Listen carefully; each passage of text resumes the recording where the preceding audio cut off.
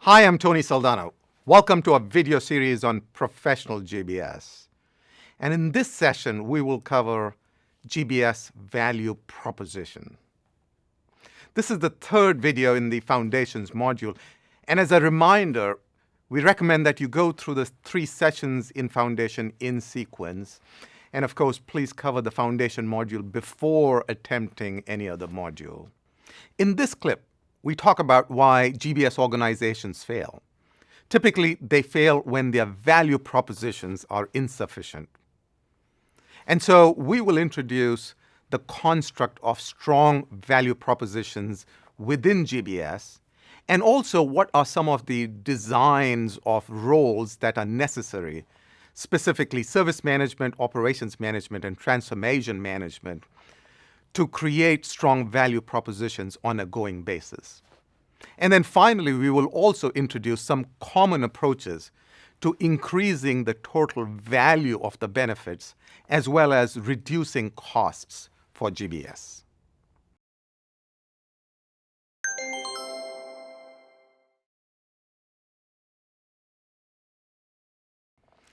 Let's start with the question on why do some GBS organizations get disbanded? That's true, it does happen.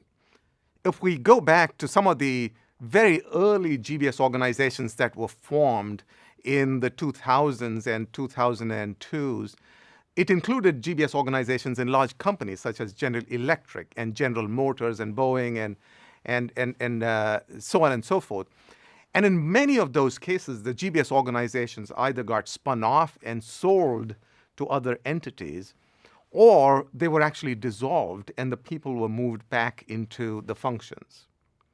It was an actual strange phenomena which has led several experts to believe that there is almost like a 5 to 10 year cycle, life cycle to GBS, where GBS gets created, it peaks, it delivers a lot of value, and then something happens, and maybe that something is an immune system response to a GBS organization, or maybe that the GBS organization has peaked in delivering its value, and it needs to get disbanded, almost like sent back to scratch. It's an interesting phenomena which has some very important learnings on how to create sustainable value and therefore defining value proposition for GBS organizations. Now, of course, in an earlier module of Foundation, I talked about value proposition. And I'm going to go back to this because it's a very important construct. It actually can explain why in many of those companies that I mentioned, the GBS organization got disbanded. You see, the way this works is if you define value proposition as only cost reduction, what tends to happen after a certain period of time is you've cut through the bone, and there isn't that much additional value that you can create beyond, whatever cost you've cut. And so it goes back to the definition of value proposition. Value proposition has to have the numerator, which is benefits, as well as the denominator. The benefits actually has got independent categories. One is just service levels, what kind of efficiency or capability or service levels and performance you can provide. But it's got also other numerator elements such as, functional, delightful element, user experience, that can be almost unlimited in the way you can design your GBS services. And then, of course, on top of that, you've got innovation, the kind of capabilities that you can keep building and keep building new capabilities for the same amount of cost. So it is the numerator part of this that has incredible potential, almost infinite potential. And when organizations make the mistake of not tapping enough into the numerator, they end up playing by the denominator, and therefore something, less than pleasant ends up happening in those organizations.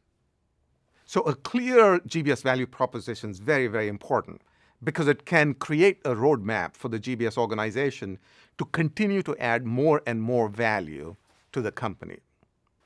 The challenge that most GBS organizations do have is if they don't have a clear path of products and services which evolve, then they, by default, end up playing in the cost reduction game. The clear products and services structure is very important. By definition, most GBS organizations start off being functional shared services, so finance shared service or IT shared service or supply chain shared service. And that's fine. But at a certain point in time, the value that you can bring to the company is to actually look at these processes end to end. GBS is the only organization within the company that can look at processes end to end, from order management all the way to cash, which is accounts receivables, from procurement all the way through payables, from hire to retire, from molecule of product research and development to the shelf. And it is that ability to look at these processes end to end that can provide unlimited capability for GBS to add value. So the benefits section of the GBS value proposition chart that I shared earlier is literally unlimited. You can take the data that comes out of your normal day-to-day operations. So for example, you can take a look at the sales data and use advanced algorithms from artificial intelligence to guide your salespeople on what product to sell at what given point in time to what customer. You could use the data that comes out of your demand and supply to reconfigure your supply chain in real time. And these are many of the benefits that come from non-traditional shared services, which play to the top part of the value proposition equation that we talked about earlier. Now, I do want to mention that please don't misunderstand, the bottom part of that equation, i.e. cost, is not unimportant. Cost is the price of entry, cost reduction, that is. So you cannot just say, hey, I'm going to play with all of that cool innovation stuff, and I'm not going to worry about GBS cost. Please do not make that mistake. And there are common approaches and common strategies that you can use to continue to reduce cost.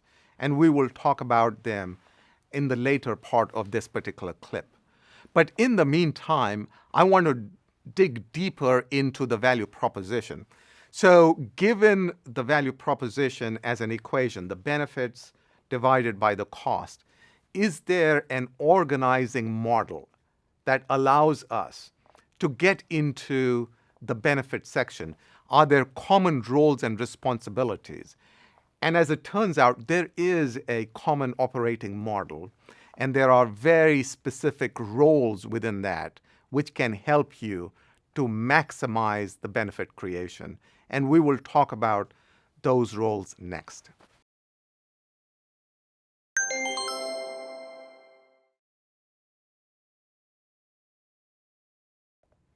The first of these capabilities is called the service manager. And the simple way to kind of think about this is, now that we're running GBS as if it was a business, in most business contexts, you have a role of a product manager. You have a product catalog. You have a category of different products. So let's take an example from the car industry, right? Let's take the company Volkswagen, which has got many, many different brands. Under that, of course, Volkswagen is just one of them. You have got Audi, you've got Porsche, and so on and so forth. But within that, the Porsche brand has got a specific connotation. It stands for sportiness. It stands for, premium product and racing and, so on and so forth, a certain quality and a brand equity. That is a brand image. Similarly, let's move over to GBS. Every GBS product or service, whether you know it or not, has got an equity. So, for example, something like a payroll could be an equity of it's got to be dependable, it's got to be reliable, I have to get paid on time. I don't really want this to be flashy, but there it is, right? On the other hand, many of the other services, such as, for example, your normal workplace or PC or support, those could have a lot of potential as being very, very smooth, very delightful, maybe even a premium field. And so it is the ability to create, to imagine these kind of equities for each of your GBS products, which is the work of a service manager. This is a really important role.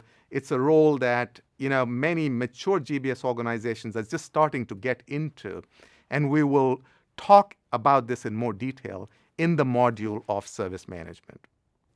So as you can tell, this takes new skills, right? A product management or service management skill is very different from traditional running day-to-day transactional operations.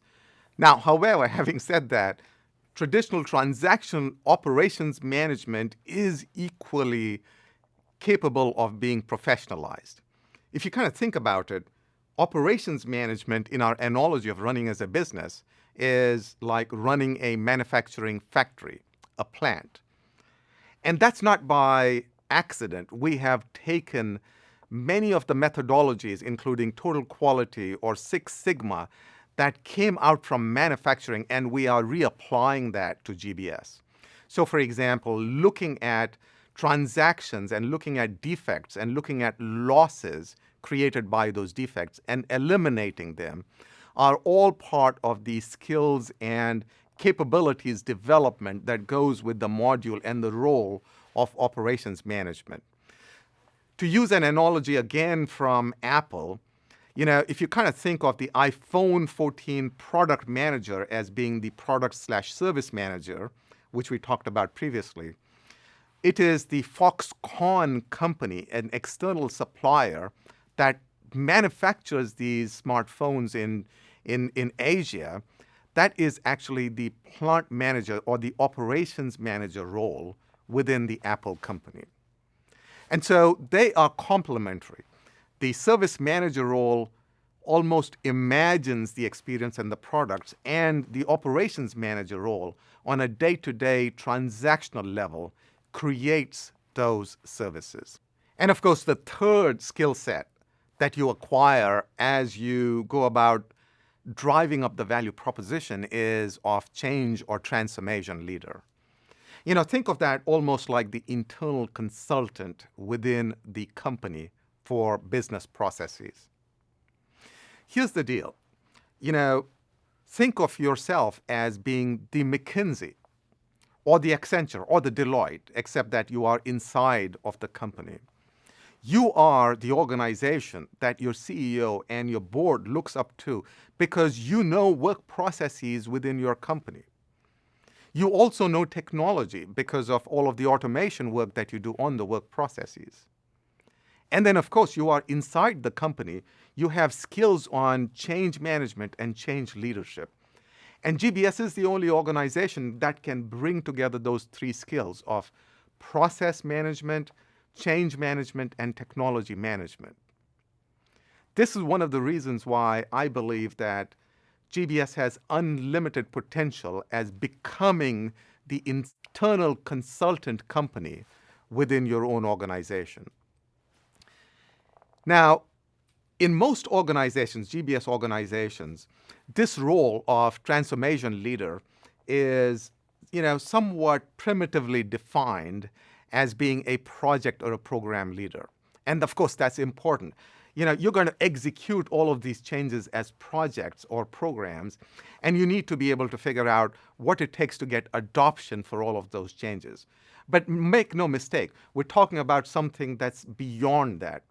We're talking about the ability for you to completely redesign operating models within your company, of being able to perhaps run information technology in a lights out environment where technology can actually predict when the next failure is going to happen and self-heal that.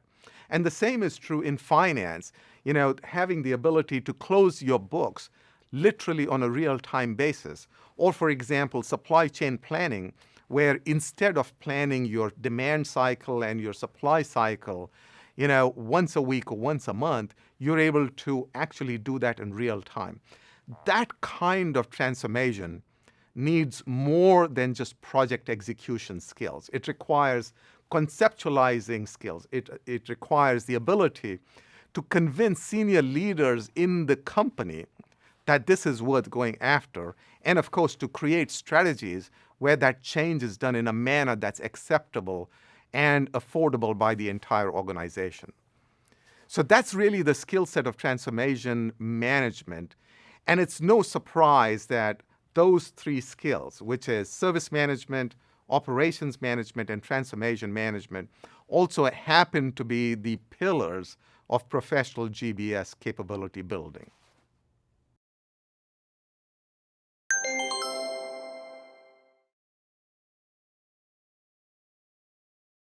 So to bring all of that back together, the ability to create bigger and higher value, to construct value proposition that's delightful, is driven by the skills of service management, operations management, and transformation management. And all of those, when you actually execute them the right way, can give you not just greater benefits, but also improved cost structures. Driving your operations to defectless type of operations will definitely get you cost advantages as well as more delightful user experience.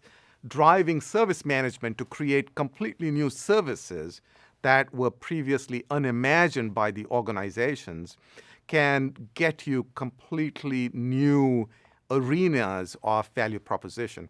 And then, of course, finally, transformational change, like some of the supply chain or IT examples that I provided a few minutes ago, give you completely reimagined benefits, completely new value proposition to the company.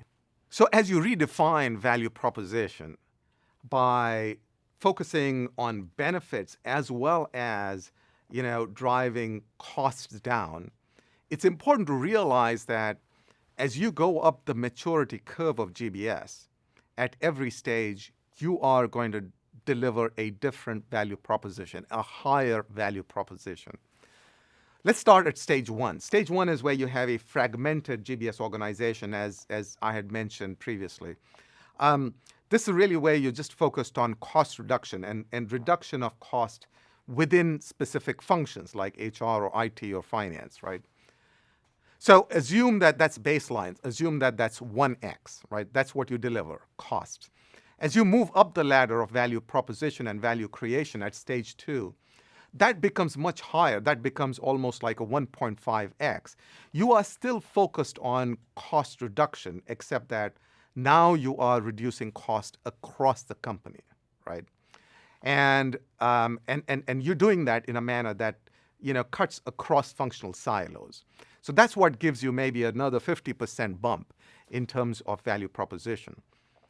On the other hand, as you kind of go into stage three, you are now focused on not just cost reduction, but also, driving up revenue or, overall purpose of the company, as well as asset efficiency of your machinery and your people and your buildings. And you have the ability to redesign your GBS services at that level and to deliver value that's almost at a 5x, 5 times the value of a stage one. And that goes up even higher as you go to stage four, because you are then reimagining many of these services. You are able to deliver almost a 10x value. This increase in value is exponential as you go from stage 1 to 2 to 3 to 4. This increase in value also drives you to become a transformational engine of the entire enterprise. So you have an incredibly important role to play in transforming your company. And I know that can sound a little jarring for roles where, perhaps our come from stage has been just doing transactional work, maybe debits and credits, or maybe IT operations or facilities management. it can seem at odds with the work that we come from.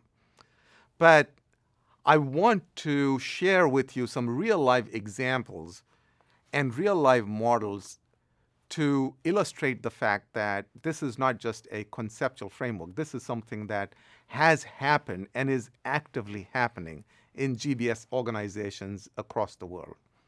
Let me give you the example of how you could disrupt the way something as, tactical as travel and expenses works within a company.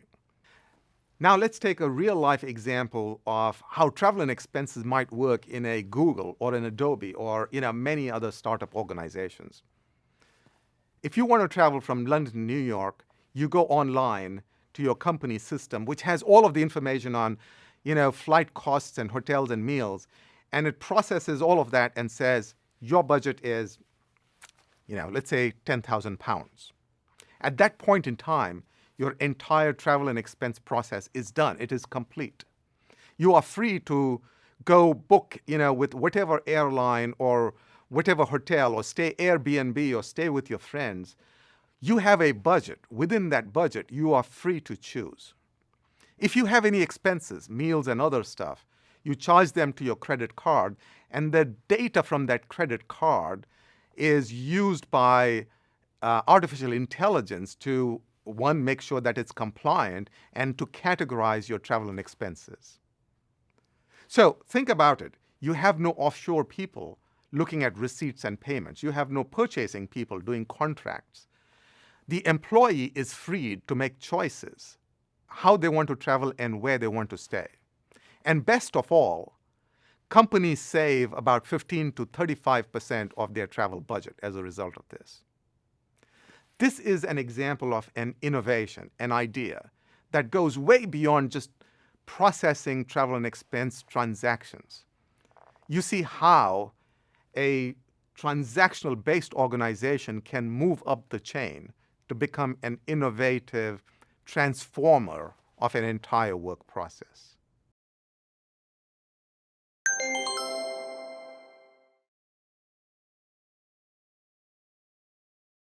So this example of reimagining travel and expenses illustrates how the value proposition equation works. If you work on creating completely new models, you work on the benefits, the numerator part of the value proposition equation. Now, I do want to come back to the point I made earlier, which is you cannot just forget the denominator, which is the cost. Our entire GBS model originally came from the expectation of constant cost reduction. So there is no going away from the need to constantly reduce costs, right? What I'm going to do is I'm going to give you some examples and very proven levers that you can pull to reduce cost of operations on a going basis. The first of these is to create your own shared services center or your own capability center. Now, that could be in your existing high-cost location, or it could be in a country of lower costs.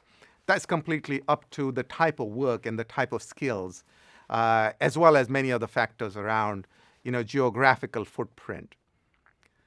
But the advantages of creating a shared services center is very obvious. First, if you actually move the work from a high-cost location to a lower-cost location, you get labor arbitrage, the reduction in wages. And that can be, for companies that move from high-cost to low-cost countries, that can be as much as 35 to 50% of labor costs. But that's not the only benefit. The other benefit that you get is to actually drive consolidation and standardization, because instead of having, for example, people that close your books in various subsidiaries of your company differently, you start to sweep all of that work together. You're forced to kind of standardize that work and to drive consistency. And that can additionally give you another 15 to 30% cost reduction. Now, this strategy of using shared services centers is proven. It's actually the origin story of GBS, if you will. GBS was created initially via these kind of shared services center, but they come with a very big disadvantage. The disadvantage, of course, is that when you create these shared services operations, more often than not, you commoditize the work, and there is always going to be a low-cost operator that can actually do it cheaper than you can. So you have to be very clear not to move your commodity work to your own shared services centers. This is something that you could start by doing in your shared services center yourself, and then as the work becomes commodity, perhaps move the work to an outsourced partner, because they will get further cost reductions than you can. The other disadvantage of the shared services center is attrition. You end up with industries in countries that have higher attrition levels. That can be as much as 15 to 20%, or even circumstantially that can go up to 50%. So you have to have very different HR capabilities and reward systems to be able to manage that attrition. But if you manage all of that, then shared services centers that are owned by you can be really big assets. They can be really big innovation, ideation type of capabilities.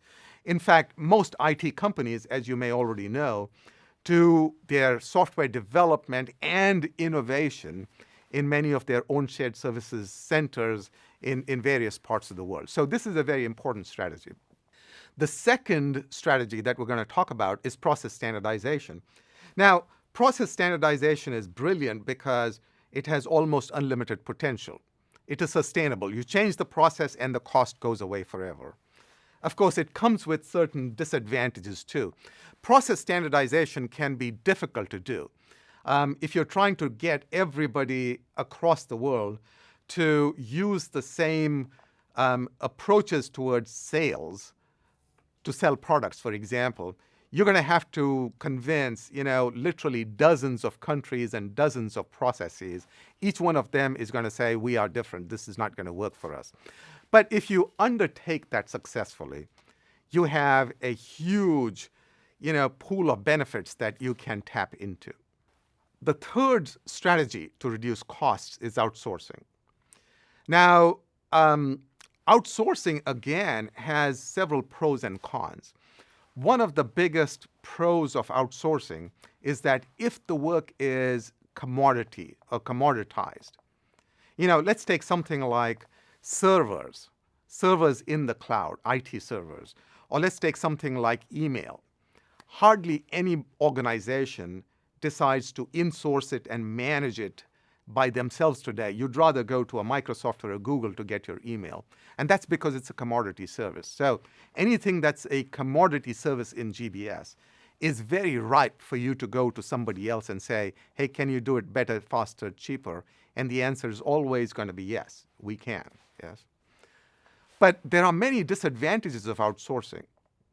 Firstly, you have to be very, very clear that you are not outsourcing a non-commodity service. So if this is a service where you need to understand your own company, if this is a service that needs a lot of transformation, that has many, many issues, you're going to make those issues worse if you take it and give it to another vendor. So never outsource a problem service, right? But if you do that right, if you do outsourcing correct, there are many advantages, not just of cost. Occasionally, it can also help you with your people management, rather than having to figure out what to do with the people whose jobs are going to go away because you are now going to move that work from a high-cost location to a low-cost location. You may be able to actually move those people into an outsourced provider and not have them lose their jobs. And that can be an important benefit for most companies that are labor-centric. The final strategy of cost reduction that I'm going to talk about is digitization. And digitization and automation makes a lot of sense. It has, again, a lot of potential. Anything that you can automate, obviously you can run at lower cost on a going basis. But it does come with some watch outs. Not all technology automation projects work. About 70% of technology projects will fail at some point in time. They can be expensive, they can be long, they can be very, very complicated. So you have to be very clear on when and how you choose to go about doing automation. So as you can tell, these 4 strategies of creating your own shared service centers or outsourcing or process standardization or automation aren't mutually exclusive. What we are trying to do is give you the information so you can choose the right strategy at the right time. And creating a mix of these strategies to reduce your costs is the only right answer when it comes to sustained cost reductions. So bringing us all back together to value proposition, the 4 strategies that I talked about on reducing costs, as well as some of the examples like the travel and expenses report reimagining or the ability to create additional benefits, all of these can be brought together to create new and better value propositions within the companies. I started off this video clip by talking about why some GBS organizations fail. Well, GBS organizations fail because their value proposition failed. They stalled. Either they were not able to sustain delivering cost reductions, or they did not go far enough to reimagine how much they could drive up the benefit section of that equation. Or there is another possibility, that is, they actually lost sight of their customers and stakeholders, and they were more aggressive in driving change than what their organization was able to handle. Regardless of that, there is a proven approach to do all of those. And that links to the creation of structures, clear structures of service management, operations management, and transformation management. This is an open market model. And just like in an open market company, you're always customer focused. You know how much change a customer can take. You know how much you ought to price a product. And you know how much you need to drive ongoing customer and user experience. That is what the running as a business operating model brings in. And that brings us to the end of the Foundations module. We hope you enjoyed this session as well as the Foundations module within our Professional GBS series. As always, all the best as you professionalize, modernize, and transform.